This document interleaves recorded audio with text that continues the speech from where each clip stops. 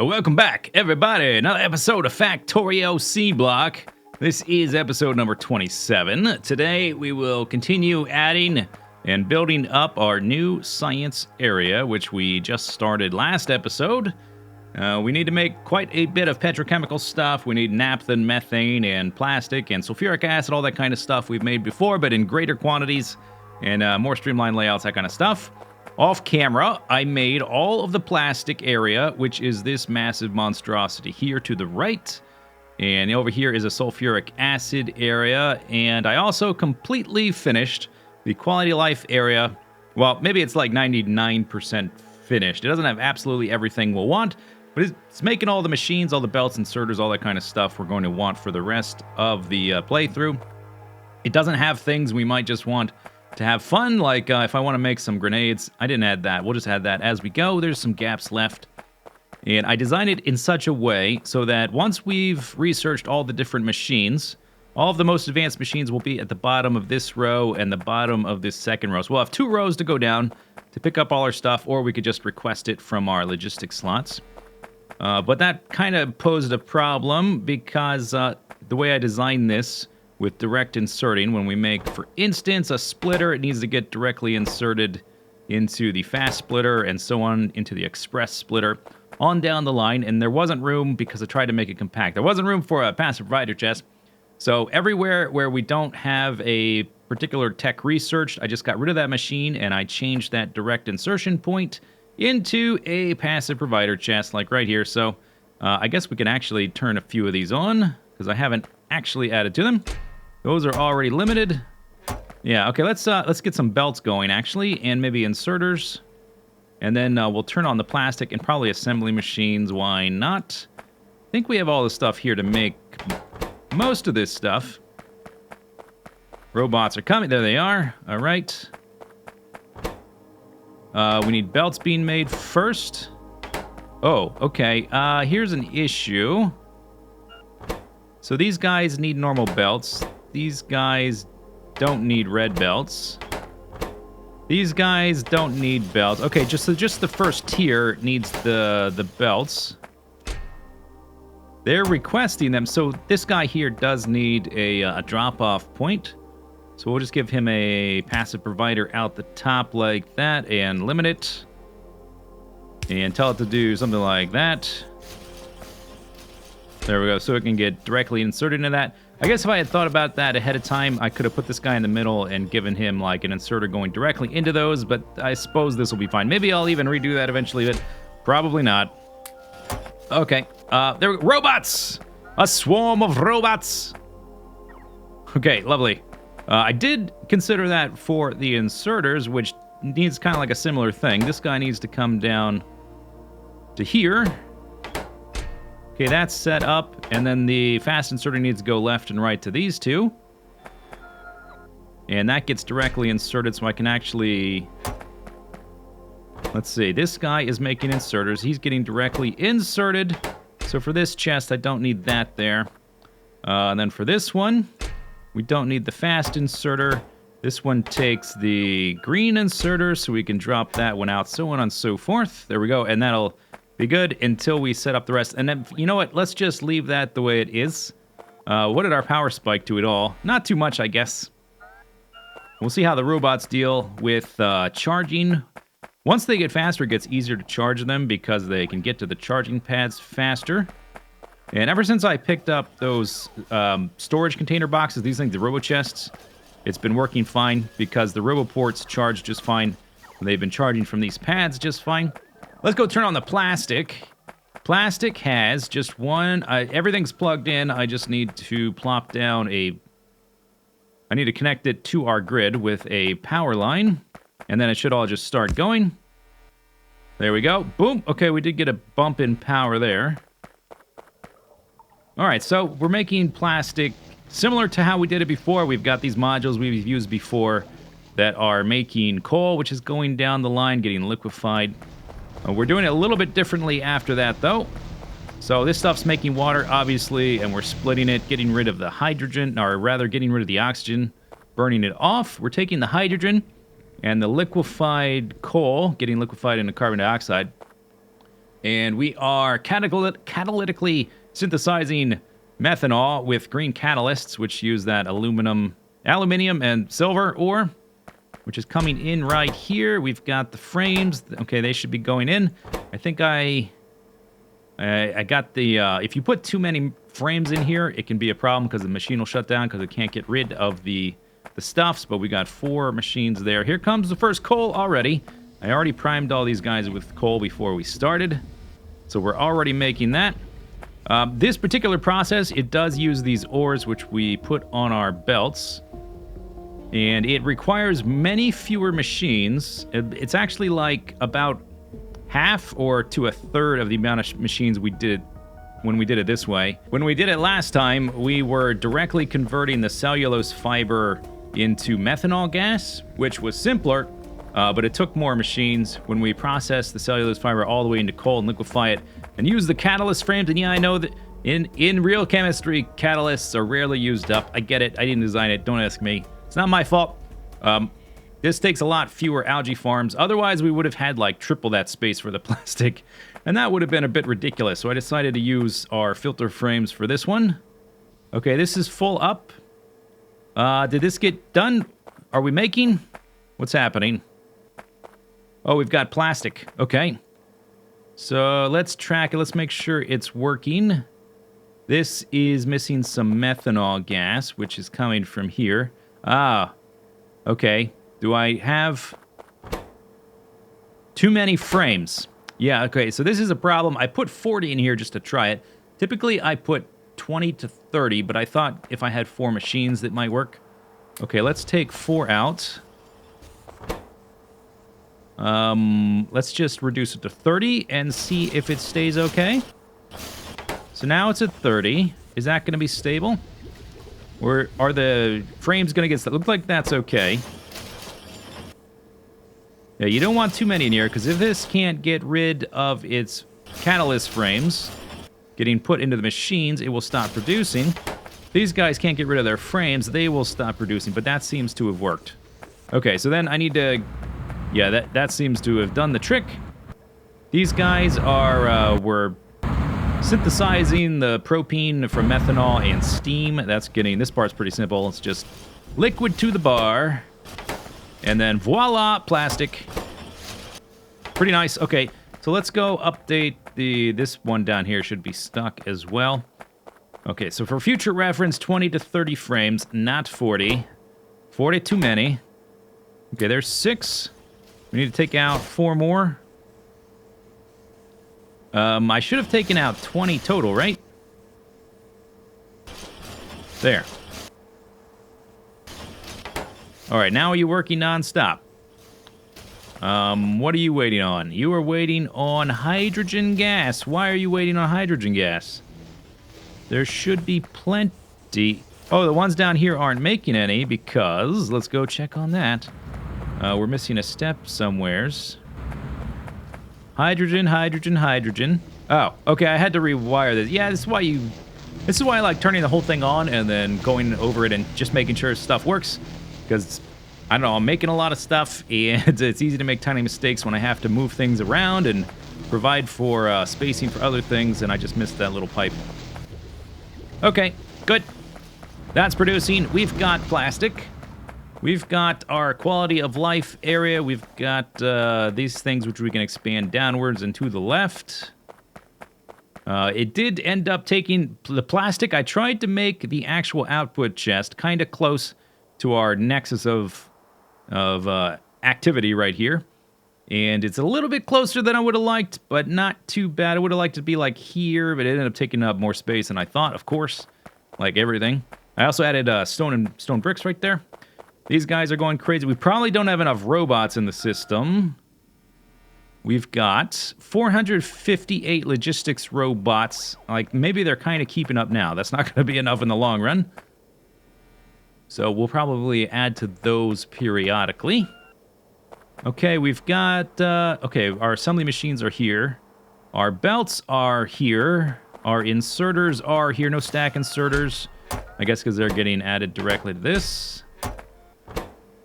And it's waiting... Oh, and the blue ones are... The fast inserters are going left and right. So there's none here. I see. Okay. How we doing here? 16. Oh, we're waiting on basic electronic boards. And if I go check the belt, I bet it's full. I bet we just don't have enough robots to cover all of these different tasks. Yeah, look, see this belt here? Totally full. Totally backed up. So full of circuits. The problem is just not enough robots in the system to handle all these tasks. That's no big deal. I don't care about that right now. Next thing we do, let's turn on the pipes. If we get a backlog of all these pipes, eventually I want to do some tests to find out which pipe is going to be our permanent endgame pipe. This takes silicon nitride ceramic. Oh, you know what? I think we're missing one type of pipe. I don't have assembly machines here for tungsten pipes because we don't know how to make them yet. I think that would need to be there. Tungsten pipe.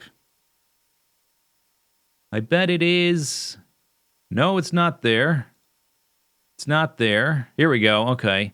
Tungsten pipe, size 10. It's black, which is super sexy. We might use that just for style points. And it's got an underground distance of 30. It would be very expensive to make everything out of tungsten. Okay. So we'll have one more there. You know what? Since we just started plastic is a pretty good pipe type. It's got an underground distance of 15. Which is larger than steel, which has been our go-to up until this point. Let's see. You guys are using the same requester. That is limited. That's limited because they both need plastic and we're direct inserting the normal pipe into the pipe to ground. So let's tell you need more than that. Let's just say 100. And eventually some robots will get around to that. Steel pipe, I guess we'll just go ahead and turn these on. And 10 is not enough. It's going to blow through that. In fact, once we really get going, 100 might be not quite as enough. Bronze plate. Switch that to 100. Do the same. Basically, for all these, we're making bricks now, so we can get the stone ones. We need the stone ones for some recipes. 100. This one decided to go to 15. The iron one, we'll just tell it 150. And then we've got the copper ones. Also, I think a popular, maybe like a mid-game upgrade. Since I've been planning to use the upgrade planner since the beginning, so I've just been making everything out of stone pipes forever. And I don't really need the super long underground pipe distance for a lot of my layouts. We're just going to make everything. Wait, are these doubled? What was this? Brass. Oh, I think I've... Oh, okay. Cancel that, Red Leader. I've got two of the same. Brass. Yeah, I had two of the same. Okay. I guess maybe we'll put tungsten right there then. That works out. This is for titanium. Yes. It's just nice to say titanium. It has this nice purpley color. And then this one we're not making yet, so I'm not going to set that one yet. Let's get that out of there and add it to here. All right, we got our first other pipes. Just make all of them. Look at this underground distance.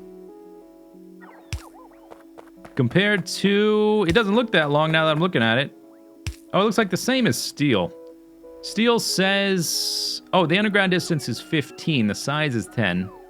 Okay, so the same as steel, but double the size. Oh, but it looks cooler because it's blue. Looks cooler because it's blue. Okay, pick those up. Some of the other ones have a greater underground distance. I think tungsten is the longest. And we'll probably leave that. I'm a bit low on some things, but let's let the robots catch up for a while. Let's go jump in Mr. Car. And then we'll head down to the sulfuric acid area. We have a little bit of a conundrum to address. And I think I've got a solution. I don't like the solution, but I think I got the solution. Can I drive through there? Nope. Okay, I tried to leave this area to the left open.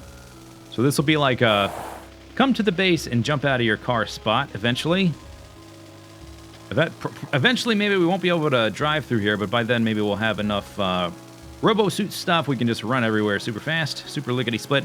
So I made a sulfuric acid area, which is similar to how we did it in the circuit area. We're making coal again. And what are we doing with the coal? We're coal cracking it. into carbon dioxide, synthesis gas, and the hydrogen sulfide. This is not a very efficient process, but what it does that I like is that it gives us only one output. I prefer to have only one output for each of these processes because when you've got a machine with multiple outputs and you're using multiple outputs, if you're not using enough of one, but you want the other one, it's really hard to keep the machines from shutting down, or you have to have like a lot of redundant storage, which is not very efficient either.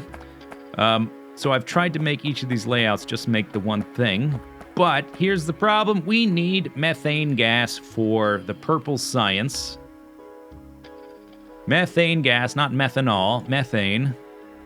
And that goes to make, for the science, the silicate extract. That's the only way to make this. We need methane gas in its pure form. And there's only a few ways to make methane gas. This doesn't work. That's just a barrel. We can do natural gas liquids. That's one way. We could use the blue metal catalyst, which I don't want to do. I don't want to add more ore to our main bus, so I don't want to do that one. So that one's out. There's natural gas liquids again. Or we could do coal cracking, which is what we were doing. So there's two ways to coal crack. There's also this, which just takes naphtha and makes more naphtha. So we're not doing that. The problem I don't like about this one, you do get more hydrogen sulfide gas, but you end up with coke and methane. So I don't want to have a process using 3 different outputs. We do need carbon for our base as well for some of the science, and we need to make some carbon monoxide to make some other stuff. But I prefer all these processes just have one output.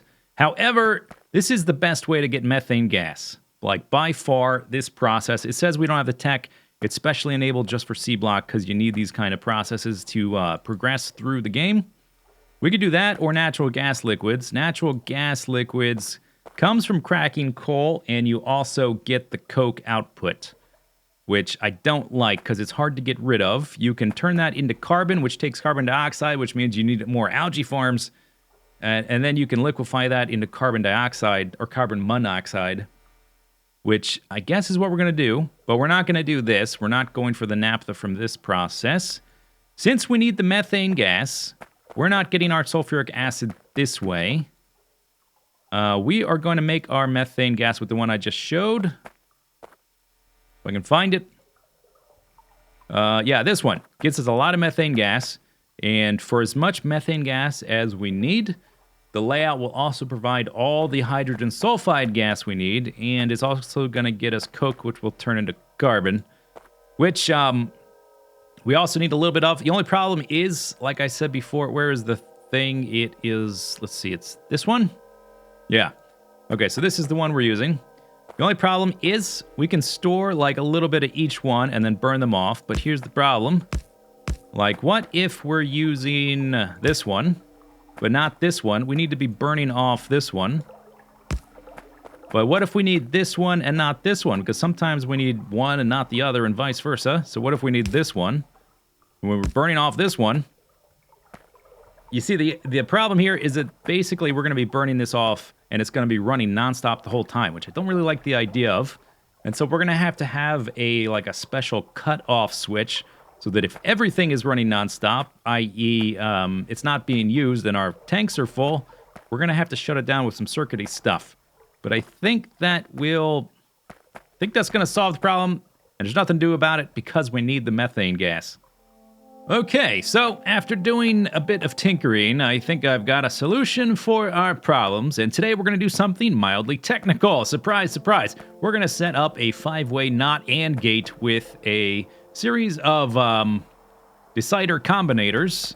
An AND gate you're probably familiar with. If you've got A and B, it sends out a signal, and that signal you can do whatever you want. You can turn on lights, you can enable things like this light right here. And in Factorio, if you've never done this before, it goes like this. You make these decider combinators, which are in this first menu here, right there. Fairly easy to make. And you set them up like this. You wire them up with the input, the in arrow. Wire them up with one of these red or green wires. And you tell it to read contents. That's what we're going to use it for. So this guy is looking for at least 5 or greater than 5 yellow belts. And if it sees greater than 5 yellow belts, it's going to output green at 1. So if we put in some yellow belts, we can see right now the input signals, we've got 1 green. On this guy over here, displayed on the right side of the screen. This guy is looking, we're going to do the same thing for chemicals. I'm just sort of explaining how it works. This guy is looking for at least 5 stone pipes to output a green signal. Now we've got a signal of 2. This guy's looking for filter inserters. So now we've got a signal of 3, and this guy's looking for lights. So pop some lights in, and it turns off because this is going to be a not AND gate. If we wanted it to be an AND gate, we would tell it to look for a signal of green equals 4, and then you output a whatever signal you want, and you tell it to look for that signal, and then enable disable. So that's a 4-way AND gate, but we want a not AND gate. So we're going to tell it to look for anything less than 4. So if there is less than 4 here, it's going to turn off. Okay, so that's what we're doing. 4-way not AND. What's the application? We've got 5 different outputs here. Technically 6, but 5. Well, technically 7. But we've got, these are the ones we want to use. And we want to make sure that we can produce them if we only want 1. So if we only want 1 of these, the rest of these I want to be burnt off so we can continue using these machines. So the machines can continue to have space to get rid of whatever they're producing. And so we've got a 5-way not AND gate. This guy is looking for sulfuric acid, at least 18,000 from this tank. This tank can hold 20,000. So when this thing is almost full, it's going to output green. And it's going to output it to this guy. And this guy is looking for a signal less than 5. And as long as all of these tanks are not totally full, more or less, all of these pumps are going to work. So if all these tanks fill up, the pumps are going to turn off, which means all of this is going to shut down. If we didn't do it this way, we would either have our machines jamming up, or we would have stuff continually burning off nonstop forever, which is hideously inefficient. So on the other side of the pumps, we've got a pipe going to a barreling pump, which is going to send this stuff to our logistics network. And this thing is going to use up the stuff way faster than the tank will fill up. So if the tank fills up, that means that this thing isn't getting used. If it does fill up, it will start burning it off so that we can make use of our other ingredients. Okay, let's plug it in. Let's make sure it works. That's the theory. I don't know if it's going to work. I mean, I think it will. First thing we're doing is we are creating some carbon dioxide because we need to turn the coke output from this guy right there. We need to turn him into carbon. We don't have a use for pure coke over in this part of the base.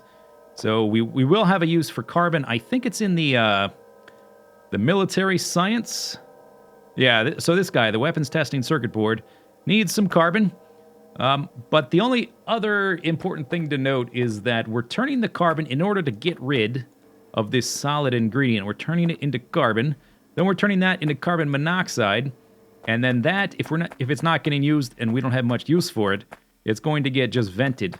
But we don't want to just continually vent all of our carbon when we have a use for it.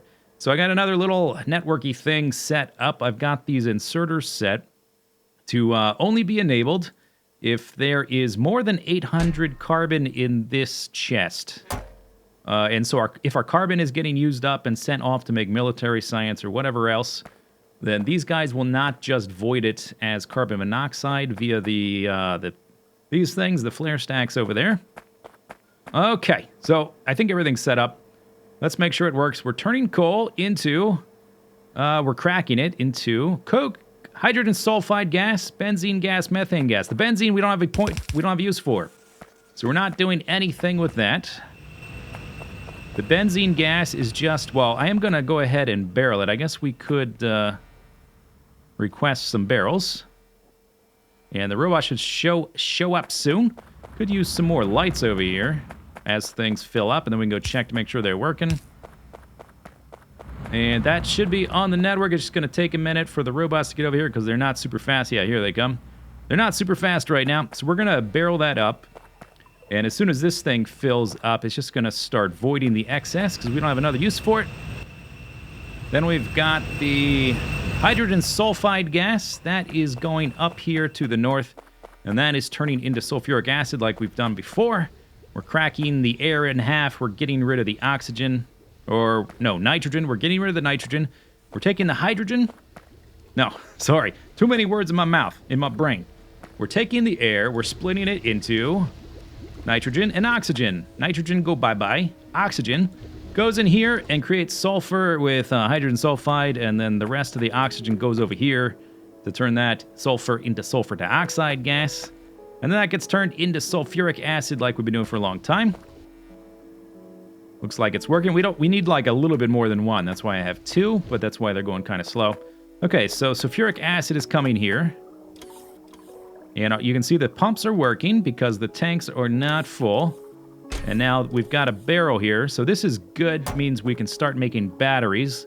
A lot of stuff over there we can't do much with until we get batteries. Okay, but that's getting used. And we're having barrels, making sure our machines don't jam up because we have too many barrels in the system. That's another problem for another day.